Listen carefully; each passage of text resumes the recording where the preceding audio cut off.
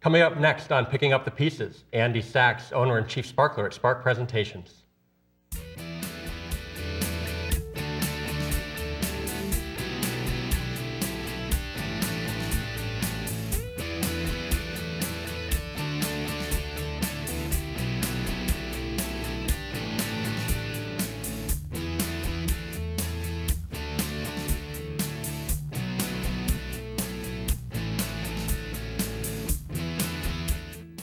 Hello, welcome to the show, everyone.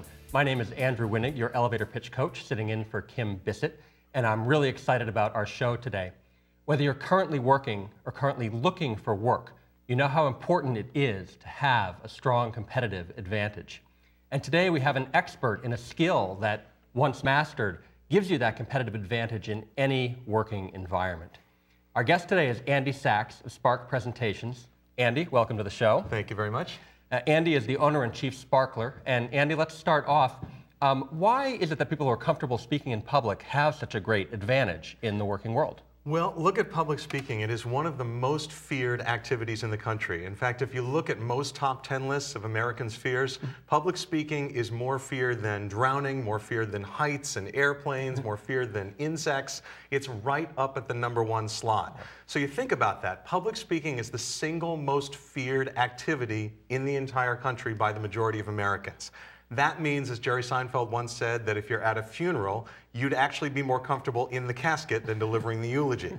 So now think about that fear as an opportunity. If you could master a skill that the vast majority of Americans dread doing more than doing anything else, if you could really command an audience and if you could have fun doing it, you could become incredibly valuable to any organization. Interesting. And so how would you go about applying that skill? Like so you master the skill, how would you go about applying it in the workplace? Oh, there are an endless number of situations where public speaking comes in handy, starting with the job interview process itself. Even talking with somebody one-on-one, you're going to be using public speaking skills.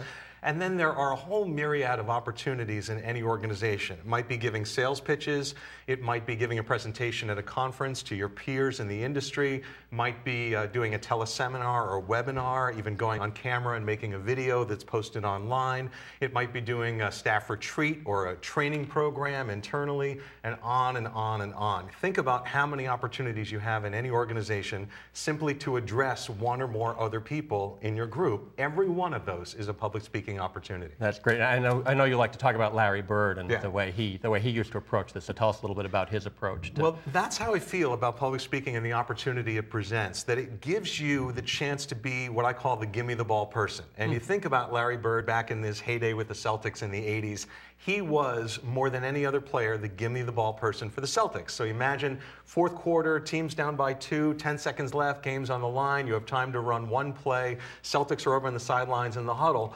Bird was the one, inevitably, who would look at the coach and say, give me the ball, I'll get it done. He had that kind of confidence in his own ability, and in creating that confidence within himself, he made himself more valuable to the team because he would get it done. Gotcha. Well, now think about speaking in an organization. You have this skill that you like doing, you've mastered it, this thing that nobody else wants to do.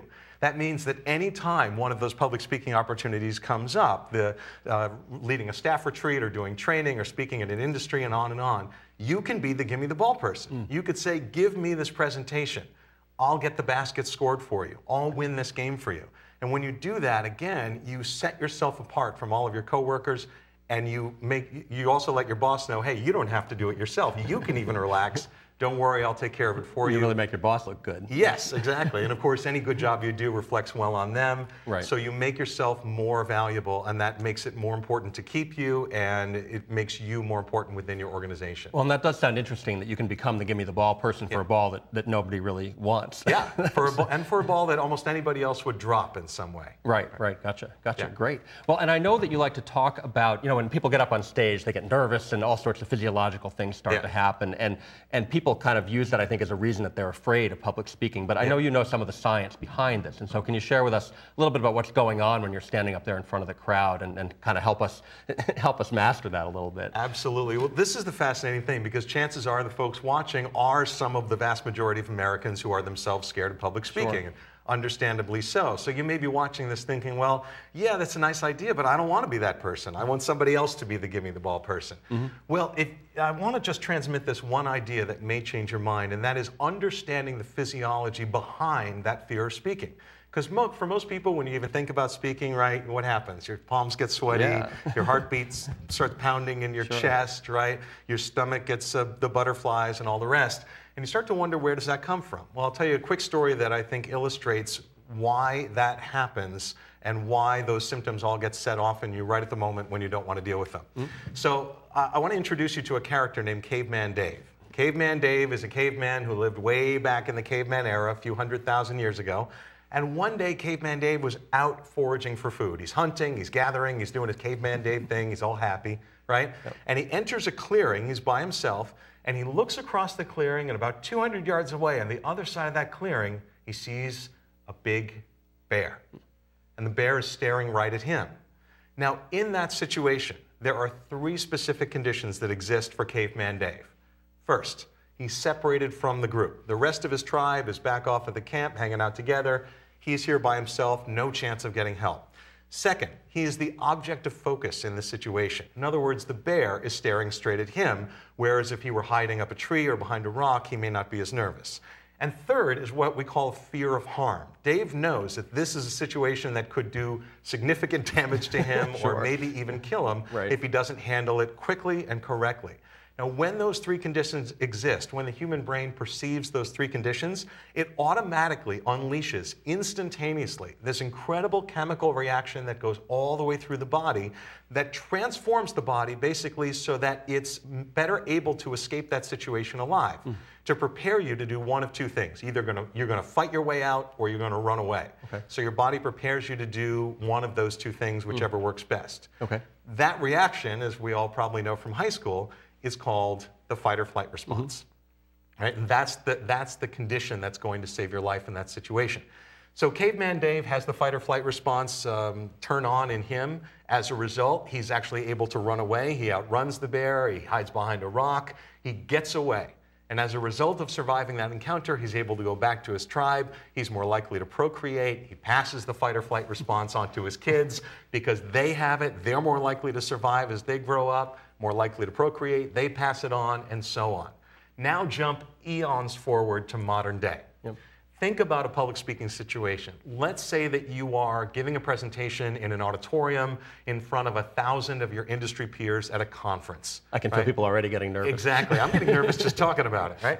So think about the conditions that exist in that scenario. First of all, you're separated from the group. Everybody else is sitting, and you're standing on stage. You're in the spotlight, they're in the dark. Second, you're the object of focus. Everybody in the room, everybody watching, all your peers, all the people who could potentially hire you, the crew, the person who, the event manager, everybody's staring at you. So you are the object of focus. And third is the fear of harm. Now, you may not literally worry that you will die from your presentation, and as far as I know, there's never been an instance of one recorded death due to speaking. But you also know that if you don't do well, you may embarrass yourself, you may bring shame upon yourself or your company, you may, as a result, be fired, which threatens your income, which threatens your ability to feed your family, and so on. So there is some legitimate potential harm that could happen if you don't do well. Well, there are those 3 conditions again. Separated from the group, object of focus, fear of harm. And when those 3 conditions are present, once again, your body automatically engages that fight or flight response. Your brain doesn't know the difference between a potential bear attack or maybe you're about to get hit by a bus or speaking in public. It doesn't matter. If those 3 conditions exist and your brain perceives that they exist, well, then the fight or flight response will be engaged. So now that we've had this fight or flight, so we know that we have the fight or flight response. And is there, I know we're going to talk about tips in a minute, but is there a way of getting rid of the fight or flight response? Or what do you kind of recommend for people with the fight or flight response, knowing now that that is what it is? That's a great question, and I know it's very tempting for people to want to get rid of the fight or flight response because here it is taking over your body and causing all these symptoms that are detrimental to you doing what you're afraid to do anyway, which is give the presentation. All you want to do is just throw it away. Well, unfortunately, that's not possible. It's a biological response. It's built into you. And when you think about it, it's actually a pretty good thing, because there may be a moment when the fight or flight response will save your life. You may actually be about to be hit by a bus, and the fight or flight response will get you to jump out of the way quickly and save your life. So you don't want to get rid of it. And I also believe that some amount of anxiety is healthy and positive for a presentation. Anxiety is what moves you to action. Anxiety is what makes you say 3 days before the presentation, I got to get ready for this thing. I'll write an outline, I'll get my slides together, I'll talk to people. It motivates you. So the question is, okay, if I can't get rid of it, and if it is in some way good, how do I harness it? How do I knock it down to a size where it's manageable and it's not taking me over, so that I can get it to work for me instead of working against me? Okay. And so I know you've got 3 tips to share with us today, and so let's work on the first tip, which I believe is about your audience, kind of a way of thinking about your audience. So let's talk about that. Great. Well, the first tip, very simply, is to remember who it's about. Remember who your presentation is about. And I'll give you a hint. If you're the speaker, it's not you. Really? Yes. It's easy to think as the speaker, because everybody's watching you and the spotlight's on you and you have the microphone and all the rest, that you are the most important person in the room. In fact, I believe that as the speaker, you are the least important person in the room. The most important people in the room are the audience members. They're the folks who gave up their time when they could have been doing something else to come hear what you had to say. They're the ones who've been promised information that they need to receive. So if you can change your focus away from thinking about yourself and if your shirt's tucked in right and how your accent sounds and all, you know, what if you fail and all that, think about your audience. Think about your job as the messenger, the person who's delivering the information that they came to get. And think about how best you can serve them in that way. How best you can deliver that information, how you can make the experience enjoyable for them, basically how to serve them during your presentation time. If you do that, you will shift the focus away from worrying about yourself and all the little odds and ends that get you stressed, and you will shift the focus toward the audience and the people you're serving. And if you do that and you serve them well, they don't care about the rest. They're going to love you. So they seem to be focused on you, but part of your job is to focus back on them. Yes. And you're saying that by doing that, you help harness this fight or flight response. Exactly right. Part of it is just simply re-engaging your brain in an activity that's productive. Right? Getting yourself away from thinking about fear of harm, about running out of the room. Right. Away from thinking about the fact that everybody's staring at you and thinking about, okay, here's a situation. How can I be of service to my audience? What can I tell them, and how can I tell it to them that's most valuable for them? What kind of experience can I create around it that's fun and entertaining and memorable so they have a good time? If I do those things, I shift my focus away from myself, and they will be thrilled with my performance, and that'll make me feel better. Very interesting. Great. Okay, that's a great that's a great tip. Thank you. And so the next tip I know has to do with a trick that your brain plays on you as well. Like there's another trick that your brain tends to play on you, and you have a tip for kind of overcoming that. So. I do, and this one relates to the idea of visualization, which is something we all do many times during the day, anytime that we imagine a scenario that doesn't really exist. And this happens all the time in public speaking, right? Somebody says, hey, Andy, we're going to give you an assignment. You have to give a 15-minute presentation on this product to our prospects. And instantly, your mind goes not only to a bad scenario, but the worst possible thing that could happen, right? Your mind says, oh my God, I'm going to get in front of them, my PowerPoint's going to break down, my computer will catch on fire, my pants will fall down, the sprinklers go off in the room, and I'll never be able to show my face in this town again. That's visualization, right? You go to the most extreme negative response. Well, the idea is that if you catch yourself doing that, to try to stop it as it's happening and turn it around and change it to a visualization that's extreme on the positive side. So instead of imagining everything going wrong, imagine everything going right. And that might mean different things to different people. First of all, you can imagine that you are enjoying the speaking experience, and I'll reassure you it is possible to enjoy giving a presentation. So imagine having fun with it as the speaker. Imagine that something you dread could actually be enjoyable. You could have a good time. It could feel empowering and invigorating to give a good presentation and know that you are serving your audience. Imagine your audience applauding you at the end, not just the polite applause, not just the golf claps, but the real, deep, thankful applause of a job well done. Imagine people coming up and shaking your hand afterwards and thanking you for one particular insight that changed their mind on the topic. Imagine your boss coming up with this sort of mixture of astonishment and awe and saying, I just didn't know you had it in you. We have 10 more opportunities for you to share this message. Can you do that for us? And you know that you have changed your importance in that company immeasurably in just a few minutes. Imagine all of those outcomes, whatever relates to your specific situation.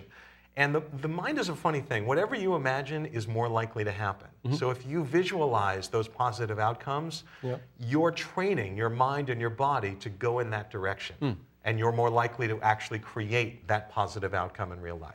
Interesting. No, I know that when I was working in computers that we used to do presentations for, what the software looked like.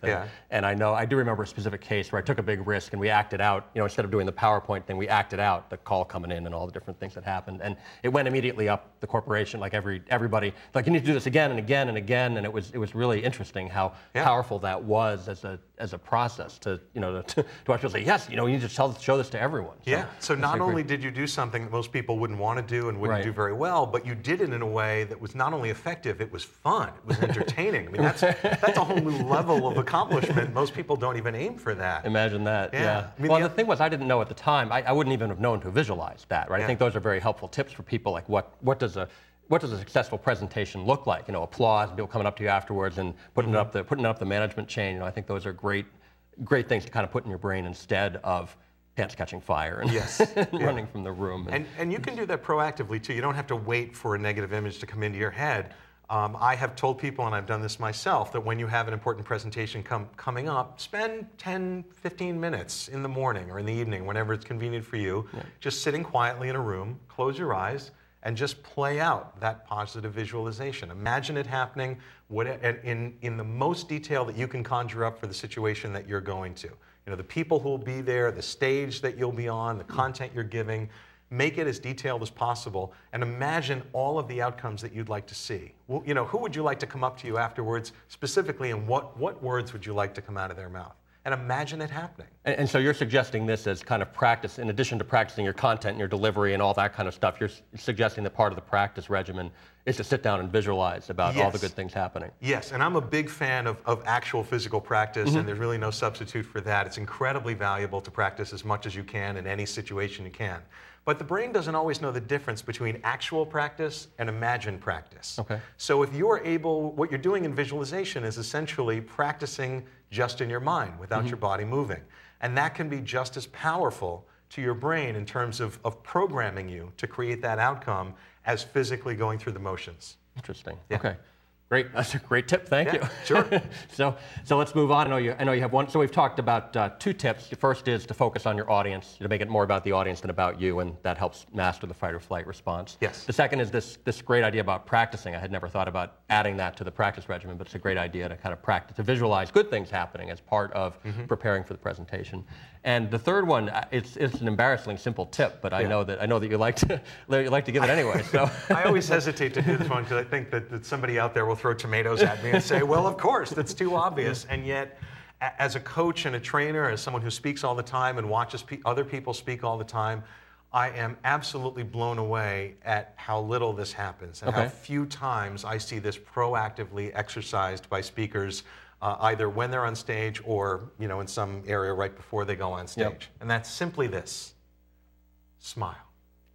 Hey, perfect. You're really good at this. That's the great thing about smiling, as a matter of fact. We have an unlimited number of smiles. The more we smile, the better we get at smiling, the more likely we are to smile in the future. It sounds silly, it sounds basic, but you would be amazed at how little you do it unless you sort of make a little mental gesture, unless you remember to do it. Well, and so what do you, so you've talked about being up on stage, and this fight or flight thing kicks in, and we're looking at mastering this a little bit. And so at this time, all the stuff is running through your body. You're saying, okay, you just have to remember to smile. So do you have any tips for how to keep that in mind, or any ideas for how to remember to smile when you get up there? Because I do watch a lot of presentations, and most people do not smile. They don't. And smiling has incredible value in pretty much any situation where you're nervous, whether you're actually going on stage or whether you're thinking about going on stage, or even when you're visualizing going on stage. There are very few things you can ever do in your life that change your mood as quickly from the outside in as smiling, right? You change your facial expression and your body adapts itself to support that expression. Instantly, your shoulders drop, your breath slows down, you calm down, you send more blood to the prefrontal cortex in your brain, which controls memory and emotion and analysis, so you're able to remember things better, think things through better. You don't freak out as much as you might otherwise. You feel more confident.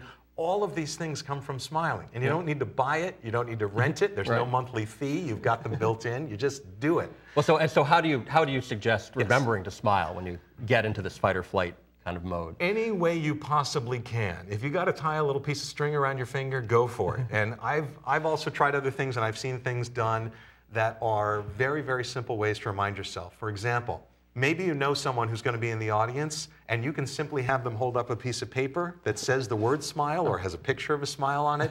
You can ask a stagehand who's ushering you on stage to remind you, or someone in the crew.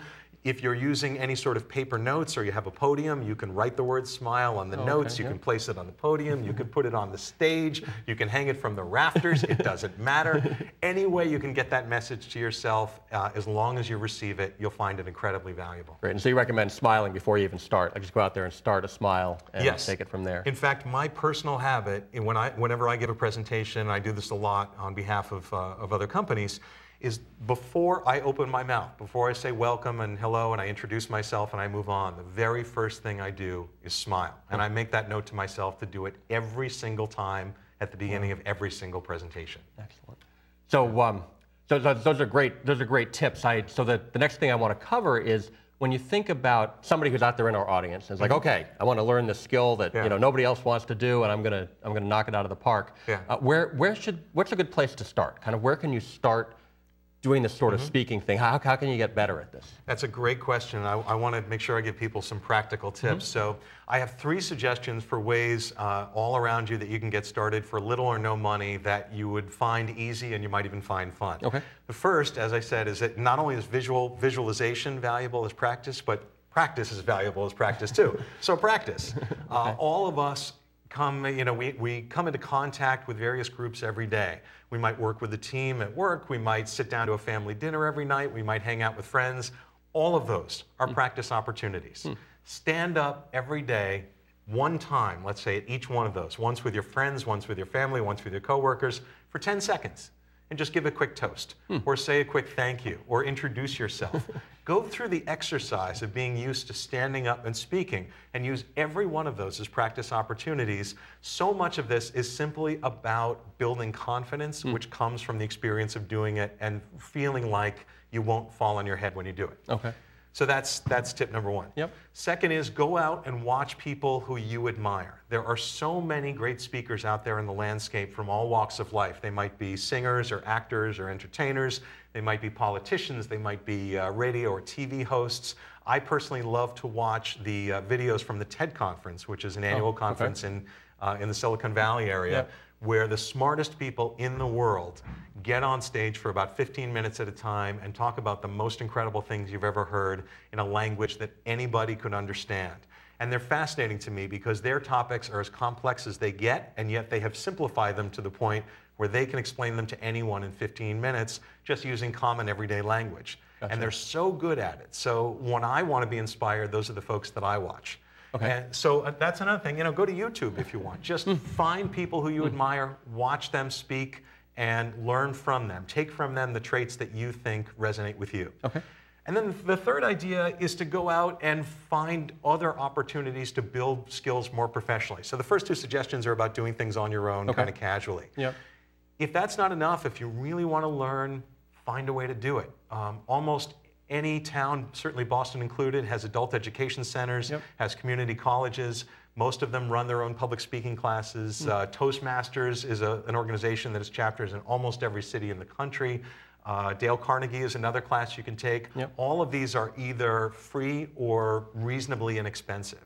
So go take a class. Be around other people who are learning, learn from them, have them learn from you. Make it a fun group experience. It doesn't have to be tedious. It can really be an enjoyable process. Excellent. Well, thank you very much for being on the show today. Appreciate all the information that you've shared. And thank you all for joining us. This is Andrew Winnig for Kim Bissett on Picking Up the Pieces. And thank you for being here with us.